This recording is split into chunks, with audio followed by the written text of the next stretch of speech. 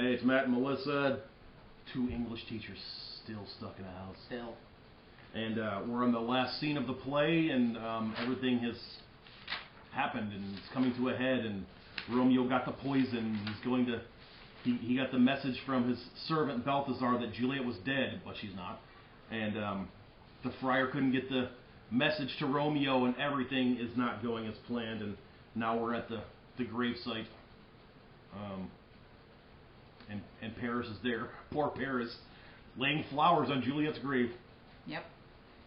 Give me thy torch, boy, hence, and stand aloof. Yet put it out, for I would not be seen. Under yon yew trees, lay thee all along, holding that ear close to the hollow ground. So shall no foot upon the churchyard tread, being loose and firm with digging up of graves, but thou shalt hear it.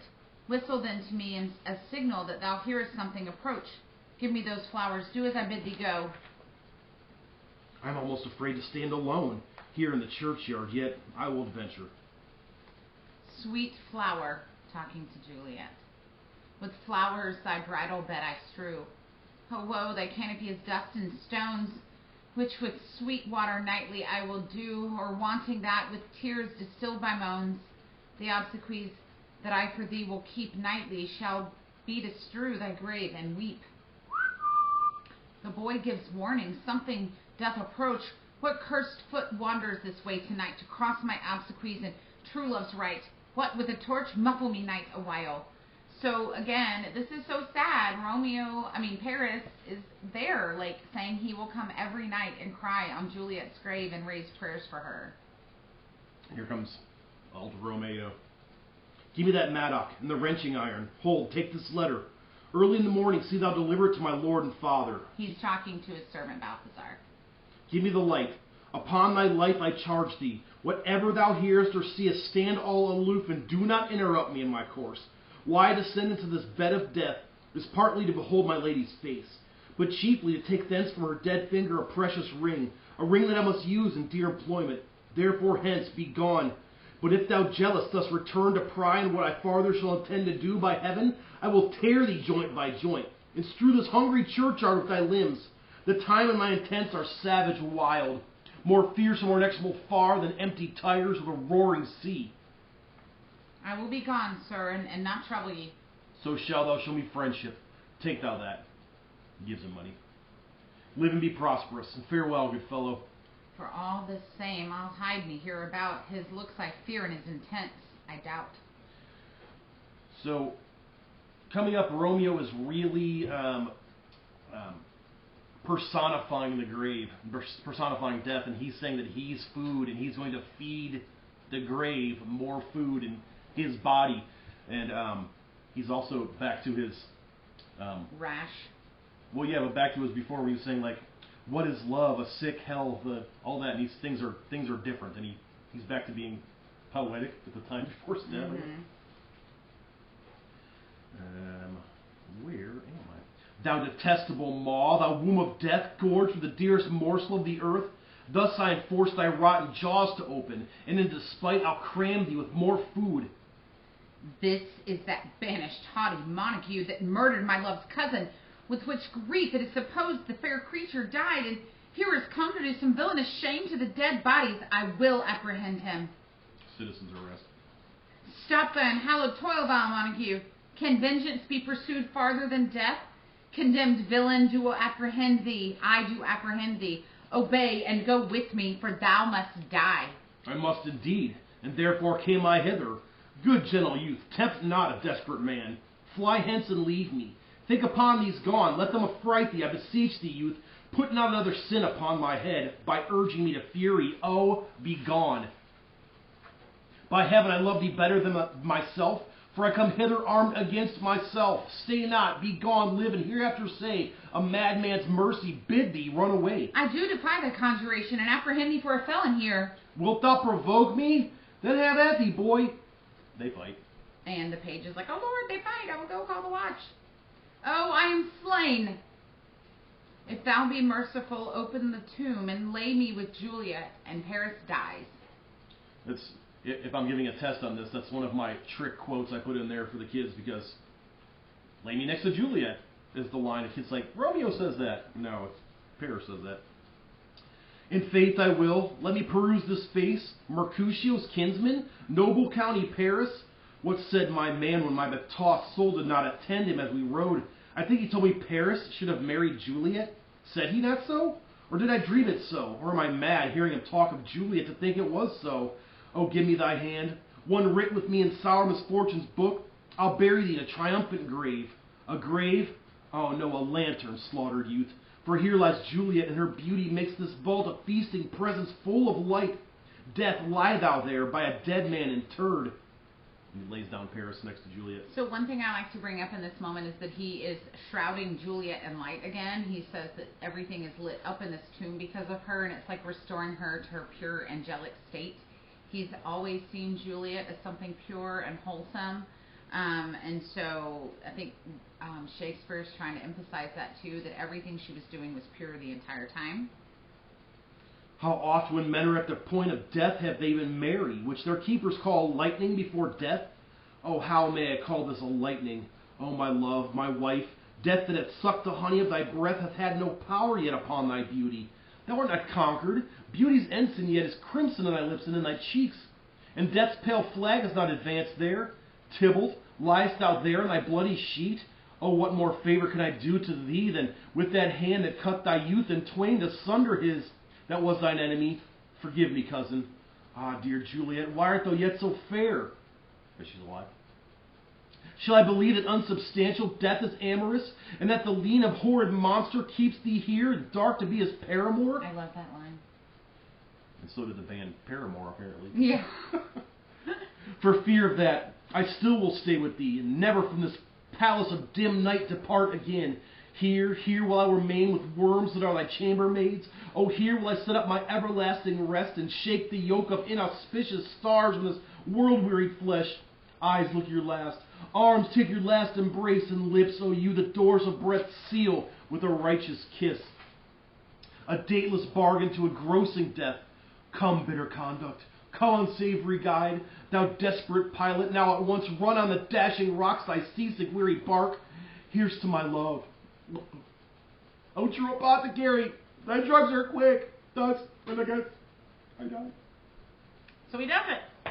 Romeo is sitting there looking at Juliet, who looks alive, and he doesn't even stop to think. And that's why when Matt said he's back to his old self, he truly is. When he married Juliet, he was able to exercise patience, as shown when he first encounters Tybalt in the streets, and Tybalt's trying to kill him. And he's like, no, no, no. And he tries to have patience. He tries to relax. He tries to restrain himself. And so it truly shows that he's a new person. But without her, he's incapable of patience. He's incapable of thinking. And so in this moment, he doesn't pause. And in true Shakespearean style, the second after Romeo drinks the poison, enter Friar Lawrence. Now I'm Friar Lawrence. St. Francis be my speed. How oft tonight have my old feet stumbled at graves? Who's there? Here's one, a friend, and one that knows you well. Bliss be upon you. Tell me, good my friend, what torch is yon that vainly lends its light to grubs and eyeless skulls, as I discern it burneth in the Capel's monument? It doth so, holy sir, and there's my master, one that you love. Who is it? Romeo. How long hath he been there? Full half an hour. Go with me to the vault. I dare not, sir. My master knows not that I am gone hence, and fearfully did menace me with death if I did stay to look upon his intents. Stay then, I'll go alone. Fear comes upon me. Oh, much I fear some ill unthrifty thing. As I did sleep under this yew tree here, I dreamt my master and another fought, and that my master slew him. Romeo! Alack, alack, what blood is this which stains the stony entrance of this sepulchre? What mean these masterless and gory swords to lie discolored by this place of peace? Romeo, oh pale, who else? What, Paris too, and steeped in blood? Ah, what an unkind hour is guilty of this lamentable chance. He sees Juliet stirring, moving. The lady stirs. Oh, comfortable friar. Ooh, where is my lord? I do remember where I should be, and there I am. Where is Romeo? I hear some noise, lady. Come from the nest of death. Contagion, an unnatural sleep, a greater power than we can contradict hath thwarted our intents. Come, Come away, thy husband in thy bosom there lies dead. In Paris too, come, I'll dispose of thee among a sisterhood of holy nuns. Stay not to question, for the watch is coming. Come, go, good Juliet, I dare no longer stay. And he leaves her in the tomb. This is why the friar infuriates me. He's like, I'll take you to a nunnery. You could be a nun. I don't know what else. Yeah, he's protecting himself. He's not even man enough to stand there and own up to the things that he's caused. I skipped a page. I'm sorry. So Juliet looks at the friar and says, "Go, get thee hence, for I will not away." What's here?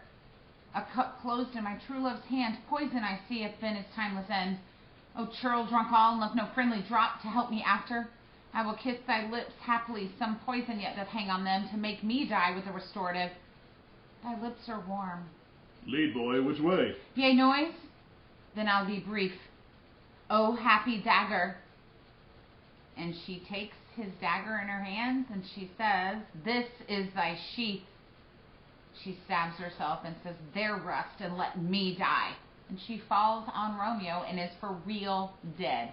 Again, Romeo takes poison. She chooses a more masculine way of death. This is the place. There where the torch doth burn. The ground is bloody. Search about the churchyard. Go, some of you. Whoever you find, attach.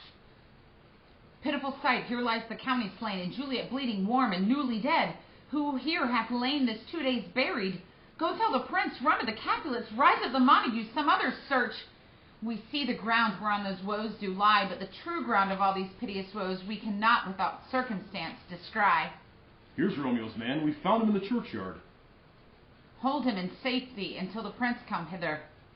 Here's a friar that trembles, sighs, and weeps. We took this mattock and this spade from him, and he was coming from the churchyard side. A great suspicion. Stay the friar too.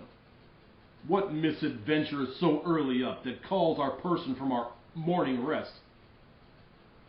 Lord Capulet, what should it be that is so shrieked abroad? Oh, the people in the street cry Romeo with some Juliet and some Paris, and all run with open outcry toward our monument.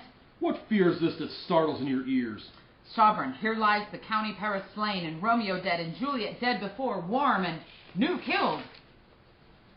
Search, seek, and know how this foul murder comes. Here is a friar, and slaughtered Romeo's man with instruments upon them, fit to open these dead men's tombs.